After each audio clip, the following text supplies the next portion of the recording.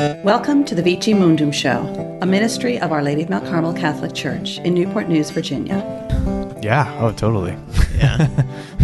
We have a nice little bluegrass lineup ready for our we're playing at a nursing home next week. Yeah. I'm going to play some bluegrass music. The old Ring and Collar String Band is making a comeback. We're getting the band back together. We're coming back together, baby. Are you on a mission from God? Yeah, yes. Cool. To bring the band back together and play for our friends in the nursing home. It's going to be really nice. And these sisters actually lined it up. Our Dominican sisters here, 2 of them did. And they, their band name, we gave them their name. They did not come up with this themselves, so they are not held liable for this. But we call them the Not So Bad Habits. Yeah, it's a more appropriate name, I would say. Yeah, it's good. The Not So Bad Habits. They're good habits. And very good. Yeah, so we're going to be playing next week for them. It's going to be a lot of fun. It's going to be great, yeah. And always good to get the band together. Chris sent out our set list and was sending like some suggestions of new songs. And one of the songs, he sent this one song. And me and one of the sisters are like, man, we're not that good. We're good, but we're not that good. So like we saw Chris sending all these new songs we have to learn. We're like, man, we've already got a set list. We don't want to play new songs. So we started getting all anxious. And then I listened to one of the songs and it was a Bollywood song that he sent. What? It was fantastic. So I showed it to the sister. I was talking to her. She's like, why is Chris sending all these songs? We already have a set list. I don't have time to learn a new song. Like, hold on, just listen to the sister. And it's this guy. Sing. How does it go, Chris? London to Makata.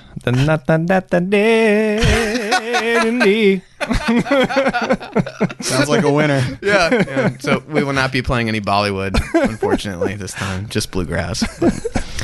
So speaking of Bollygrass, there actually is a band. There's a band called Hindu Grass. wow, that's amazing. Yeah, they play the sitar, and they've got so a cool. drum and a guitar. Chris and I were listening to them a little bit yesterday. Yeah, They're what are they called again? Hindu Grass. Hindu Grass. Hindu There you Grass. go. It's a real thing. Interessante. Well, folks, wherever you're listening, we welcome you to the Vici Mundum show. And we have a very special guest here today. We have Chris Masla, Seminarian Chris Masla. And in a few weeks, how many weeks, Chris? Gosh, like a less week and a than half, 2. 10 days? It's About 9 days until the 9 ordination. days from our recording. So May When this 19th. podcast comes out, he might be getting ordained tomorrow. yes, that's true. Yeah, because it'll That's probably pretty come cool. out. Yeah, that's wild. So Chris is very soon to be a deacon. We're thrilled about that. And then, of course, we've got Seminarian Anthony Ferguson here with us. Our trusty in-house seminarian. He'll be a deacon in another year, God willing. Yep. And then I'm Austin Fahrenholt, Director of Advancement. And in the background, we have our youth minister, Ken White. Oh, I'm here. He's kind of sharing a mic with Anthony, and we'll be piping in with his Ken White wisdom from time to time. Hopefully we don't break the microphone by swinging it back and forth. They're already like falling off of our contraptions. It's kind of weird. Yeah, something weird's going on. Microphones are falling from the sky. We don't really know why. So at any rate, I thought we would talk about. I was chatting with Chris yesterday, and since he is going to be at the time that you're listening to this, if you listen to it the day it comes out, Chris will be being ordained a deacon tomorrow. That it'd be really cool if we could talk about the diaconate a little bit, since it's probably very much on your mind, Chris. A little bit. Just a little bit, yeah. Just a huge life-changing event taking place. Yeah, absolutely. Yeah, that was exactly what I was hoping we could talk about. It certainly has been on my mind, especially the promises, which are an integral part of the ordination rite. I wanted to reflect with you guys today a little bit about those promises that a transitional deacon makes, and namely the three main promises I'm speaking about are the promise to celibacy, lifelong celibacy, for the sake of the kingdom of God, the promise to obedience, to be obedient to your bishop and his successors, and thirdly, the promise to pray, the liturgy of the hours. And what does that mean? Like, why do we make these promises? And they're not vows, right? I mean, they're right. There's a distinction, right? There's a little bit of a distinction. We don't call them vows because vows are made directly to God. When we speak about vows, we're usually speaking about religious vows when they make their vows to poverty, chastity, and obedience. They're making those vows to God. The transitional deacon, soon to be priest, makes his promises to his bishop, essentially. And in marriage, the promises, you actually, the technical name for those are actually promises as well, because they're made to each other. The husband to the wife to her husband. So anyway, just a bit of a distinction in terms. Promises versus vows.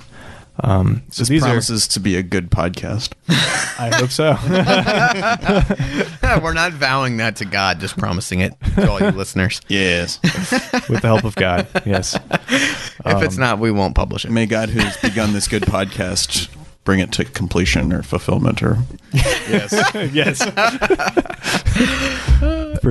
So tell us about these, Chris. We've got obedience, celibacy, and liturgy of the hours, right? Yeah.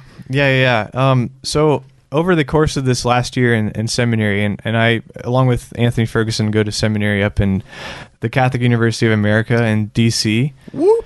I have been this past year reflecting on these promises with my formation advisor. We have a relationship with one of the faculty members at the seminary. It's called the Formation Advisor, and he kind of helps you to reflect on these promises as you get closer to ordination. And so that's what we did a lot of in our meetings this past year.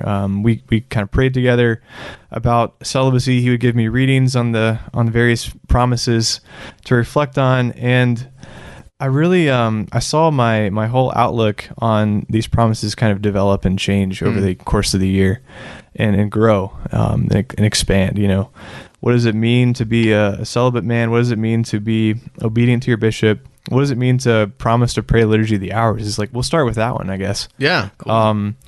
When you promise to pray the liturgy of the hours, which is the official prayer of the Universal Catholic Church, you pray 5 times a day, every day, as an ordained person. You're bound by law, by canon law, to pray all 5 of these. We actually call them offices, even though it's called liturgy of the hours. Each individual prayer, morning prayer, daytime prayer, evening prayer, night prayer, office or readings, they're called offices.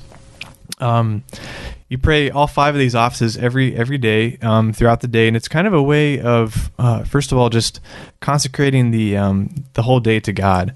You kind of you pray these throughout the day as a way to constantly turn back to God. It's almost like that the theme of continuing constant conversion, constantly turning back to the Lord.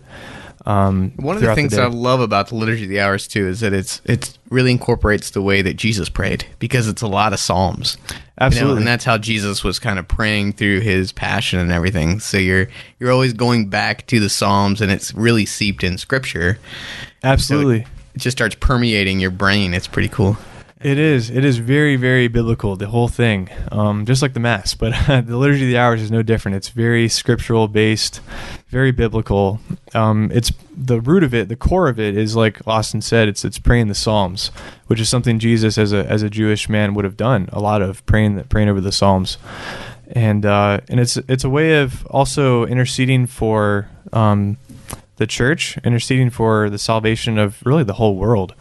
And it's prayed the same prayers every day. All 5 offices are prayed in unison with the whole universal church, which is something cool to think about. You know, someone on the other side of the world would be praying the same morning prayer that I'm praying this morning, for example. But at the same time, praying 5 times a day is hard. It really is. I still struggle with it. Isn't that all you're gonna do though? As like a priest and deacon, is just sit around and pray, Chris? If only. So it's. I mean, yes. But we'll get there. We're not there yet. I wanted to start off by saying praying the office 5 times a day in addition to your other prayers that you do, in addition to saying the Mass as a priest, in addition to praying the Rosary, which is something we should do every day and something I'm trying to do every day, in addition to all the other prayers and holy hours we do in our regular prayer life, in addition to that, these 5 hours take about an hour total. So it's like an extra hour of prayer to your regular prayer routine, and that's not easy. Yeah. That takes effort. It's a sacrifice. A sacrifice, yeah. It really is. But yeah. And so I was thinking to myself, I'm going to be promising to do this for the rest of my life, 5 times a day. And there are many days when I look at it, liturgy of the hours is kind of an extra burden. Like some days I'm really just I'm kind of not into it. I'm praying fast through morning prayer or something, just trying to get ready for class or whatever at the seminary. Just getting through morning prayer, gulping down coffee, gulping down cups and cups of coffee. Lord, open my lips so that I can drink more coffee. And I'm thinking to myself, and then my mouth will proclaim your praise. My caffeinated mouth shall declare your praise. And just to throw this out there with the Liturgy of the Hours, this is something that that I pray. I'm not bound by any promise. Yes. And I don't do it, all the hours every day. But folks, if you've never heard of it before, there's actually an app you can download called iBreviary.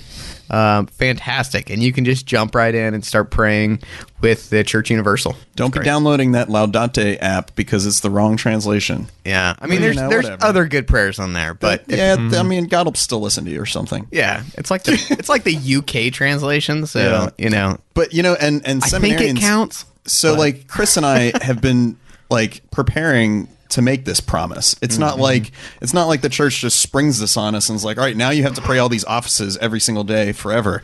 Throughout our seminary formation, we've been encouraged all along to begin adding hours. So like at the beginning, they kind of recommend that you start off with morning prayer and evening prayer, which are kind of thought of as the hinge hours, right, Chris? Yeah, absolutely. The main offices for the day, morning prayer and evening prayer. Yeah. And then like over the years, we've practiced to kind of like, okay, now I'm going to try to pray office every day, office of readings every day. And some days I won't, some days I will, but you practice, you make that a habit. And before long, I mean, I know that I've found anyways with regard to the Liturgy of the Hours, I find that I have more time because you have structured your day in such a way around prayer that you have more order. There's more order to your day. You're like, okay, it's 6:00. I need to start thinking about praying evening prayer. And then you set that time away for the Lord. And then you suddenly realize, okay, it's 6:20 and I still have time for dinner. I still have time for reading. I still have time for all this stuff. And I've made it more holy now. I've made it God. Sanctified it. Yes, I've sanctified that time. So, I mean, it's a wonderful practice. I definitely encourage our listeners to read more about it, to think about doing it. So, great. Absolutely. And so, yeah, it's a wonderful devotion that all of Catholics are encouraged to do, not just clergy, not just religious, but just to get back to that original point, it's a beautiful practice. It's a beautiful prayer. I've grown to love it more and more as the years have gone on, but I also see the times where it can be difficult, and it just got me reflecting on why we make this promise in the first place to pray all 5 hours. Why is it one of the main 3 promises a transitional deacon will make, or a permanent deacon? Although I think it's different for a permanent deacon in terms of the requirement. I think aren't they technically required just to pray morning and evening prayer? I don't know. Or all 5. I'm not sure about that. I think it might be because of the obligations with the family and everything. It might be a different requirement. Oh, that's interesting. For a permanent deacon than a transitional deacon. We'll do some research, folks. Don't hold us to that. We'll do research and probably never report back. I want to hear about celibacy. Yeah. Well, we'll get there. I'm just going to wrap up this last point. Sorry. I know we got to move on, but yes. Not to rush you, but we're running out of time. We do have to move on. But yes, in talking with my formation advisor, I came to see essentially that this is the bottom line with Liturgy of the Hours, that when you promise to pray all 5 offices each day, the main reason you promise to do this is because you are becoming a man of prayer in a new way. With the ordination, with the grace of ordination, you're being consecrated to serve the people of God and to teach others to pray. And so you need to be a man of prayer yourself. That's kind of the reason that you have this obligation of praying all 5 offices. You're imitating Jesus Christ, who lived a life of prayer, was constantly praying to his Father and communion with his Father. And so I, as a transitional deacon and soon to be priest, am promising to be a man who kind of builds his whole life around prayer and who will be teaching others how to pray. And so that's really how I see it now, like why we make this promise. And I can attest as a layperson to be surrounded by seminarians and priests who are holy men and who devote themselves to prayer, and even our religious sisters here at the school. I mean, it has a profound impact on the laity when a priest does this, or a religious really commits themselves to that. It's contagious. You see that peace and that holiness, and it makes you also want to imitate that. So that's great. Mm-hmm. So let's hear about celibacy. All right, celibacy's next. Okay, celibacy, or whichever one you want to do next. But yeah, either it's fine. Yeah, we can go to celibacy. Obedience is the hardest. So many priests do say obedience is the hardest. Maybe we can end with that one. But yeah, celibacy. The best for last. Let's talk about. No, that's interesting that obedience they say is harder than celibacy. I think that's almost counterintuitive. Yeah. So. Anyway, not to jump ahead, let's talk about celibacy. Why does celibacy seem so hard for so many people? Well, honestly, because it is. It is. It just is. But it was actually one of the biggest kind of obstacles for me when I was discerning in college. The commitment to celibacy. It was something that I really wrestled with a lot. Why could I really asked myself a lot, could I give this up, this great good of a wife and a family? And I was dating in college. I was kind of in between, or I'd really just ended a relationship, and I started discerning the priesthood. In the midst of all of that, this other girl comes along in my life, and she always does. There's always a girl that comes along in the last stages of discernment when you're about to jump into priestly discernment. And I had to make a choice in college. I remember, and it was a very tough choice. Choose this girl or choose to continue on this other path that God was that I believed God was leading me on. And obviously, I ultimately chose the latter. But yeah, celibacy was a big obstacle for me, and I think it is for many seminarians. You're promising to give up having a wife, children, that intimacy that's found within the context of marriage, and these are, of course, goods.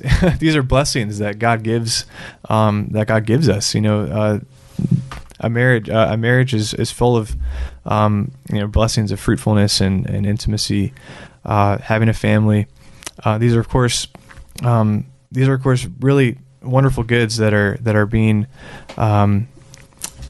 given up when you become a priest in the Roman Rite. And why do we do this? What's the root of this promise?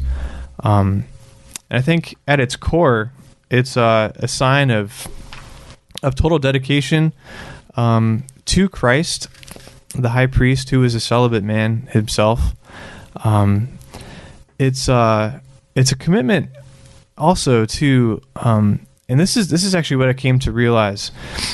Not only are you imitating Jesus Christ in the priesthood, who is celibate for the sake of God's kingdom, but you're really in the priesthood. You're choosing and this just kind of hit me like a ton of bricks this past year. You're choosing a different kind of marriage in a sense.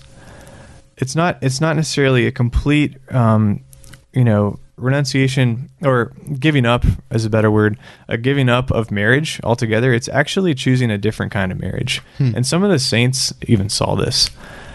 Saint Therese of Lisieux kind of talks about celibacy in this way of how it's you're choosing a different kind of marriage. You're united to Christ, actually in a very deep way, in His church, of course. The bride of Christ. You're united to Christ and His church in a deeply intimate way when you're a celibate person, man or woman, and And that's kind of how I came to see this. Is when I was made a candidate for holy orders this past year, I was up in front of the bishop during Vespers, and he started to ask us, ask all of us who were being made candidates for holy orders, do you resolve to complete your formation and continue on this path to priesthood, or to holy orders, really, first to diaconate? And we said, we didn't say, yes, Your Excellency. We said, I do. Kind of like a marriage. Kind of like a marriage. Yeah. I kind of realized that, wow, like I'm entering into this different kind of marriage for the sake of God's kingdom. And I think those words are intentional. I do. Yeah. And because you have the bishop in front of you who, in a real profound way, is standing in place of Christ himself. Christ is present in the bishop. And he's asking you these, do you resolve to do this? And yeah, so it's, I once for many years only saw the sacrifice of celibacy. I only was able to ever see the cross. And I think that's why originally it was so hard for me in my college years. But even through many of my early years in seminary, it was still a tough promise to reconcile with, but that's because I think I only saw the cross of it. Isn't that kind of the way of the Christian walk too? Like when you look at Christianity from the outside, all you see is the cross, and it seems so hard and so heavy, but you don't see the union and the marriage of it all the time. That when you really enter into a relationship with Christ, it becomes about the union, not about and the cross is part of that, but not about the heaviness of it. Because his burden is light, his yoke is easy. It becomes about that fulfilling union. That's a beautiful reflection, Chris. Yeah. Well, thank you. Yeah, and just to jump in. Welcome to the podcast, Ken. Still here. No, I think sometimes going along with what you were saying, Austin, there's this temptation to either or, right? Like either or. Chris, you're saying like either I get married or I don't, but it's not really that. It's a different kind of marriage. I remember just a memory came back to me when I was in the process of discernment myself.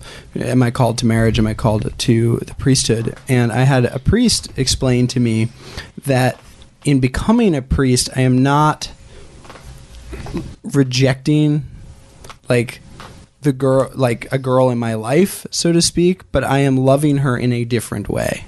Right? So it's not like, well, now I don't have any kind of relationship at all with this person. It's just a different kind of relationship. But the call to serve is still there. Yeah. So that reminds me of an experience in prayer that I've had actually on pastoral year. It's just like the realization that I will love all people better as a priest. And so, like, it's about how we're built to love. And so someone that's called to holy orders, to especially, like, the celibate priesthood, then you're going to love people better as a celibate. Like, you're built, God has prepared you for this life. And it's hard. Like, I continue to wrestle with this. It's not, and I think plenty of priests would say that it's not an easy road. It never is.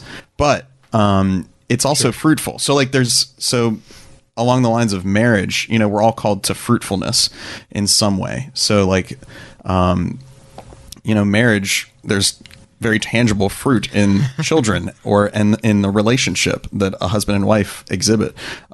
In the priesthood, you are being a spiritual father, right? So like, there's still fruitfulness. There's still generativity. Absolutely. Yeah. Oh, excuse me. There we go. Getting used Get to your this mic all set up there, Chris. You're doing great. You're doing this is just my fine. first podcast I've ever been on in my whole life, so I apologize if I mess things up. But everybody stopped listening because we invited Chris Masla. Not. But yeah, everything you guys were saying, absolutely. I'm not denying. I was never trying to deny the sacrifice of celibacy, but I wanted to just highlight that fact that there's more to it. There's always more to it, and it's with every promise we make. I'm seeing there are multiple sides of this, and I'm glad we're talking about this, and I'm glad I had the chance this past year to reflect on these with the seminary faculty, because there's so much more than what we see sometimes. And with celibacy, it's exactly what Ken and Anthony were saying. It's the celibate person's invited to a charity that's open to all. It is fruitful, like Anthony was saying. It increases a person's ability to listen to the Word of God, and to pray. It's a sacrificial love. Just like marriage is a sacrificial love. A celibate's life is a sacrificial love that inspires others to faithful chastity. It's kind of like Liturgy of the Hours should be inspiring others to pray. A celibate's life, just by virtue of being celibate and a public person in the church, should also inspire others to practice faithful chastity in whatever vocation they're in. I think it's really important too. And yes, it gives some freedom in ministry and some extra flexibility. You don't have a family to be caring for and to be devoting time to. But I don't like to bring that up as the first reason for celibacy. No, yeah. I never like immediately go into that. Oh yeah, it frees you up. It frees you up for ministry. No, I think that's way down the list. Yeah. and it can kind of come across as seeming like a family is a burden. That you have to be free from them. But and it makes celibacy strictly utilitarian. Yes. Yeah. Which is just not what it is. Yeah. Exactly. That just can be a benefit at times. But yeah. So Chris, we have about 5. We try to keep these around a half hour, so we've got about 5-6 minutes left. You must obey. Transition, obedience. Great transition. Anthony is the master of transitions. All right, so obedience, the last promise. And I think it should be said here as well. What we didn't touch on in this podcast is the whole issue of simplicity of life. Mm-hmm. And this is kind of wrapped up in the ordination rite, and also in a sense related to every promise we make. I think simplicity of life, even though it's not one of the 3 we're talking about today, it's very important, and I think it really seriously impacts and informs each of the individual promises we've touched on today, in some way, shape, or form. I think that might be a separate podcast for later. Definitely. Show for another day. When you become a priest. Yeah. Or whenever. Then you can tell us about your simple life. Exactly. And that's a challenging one too.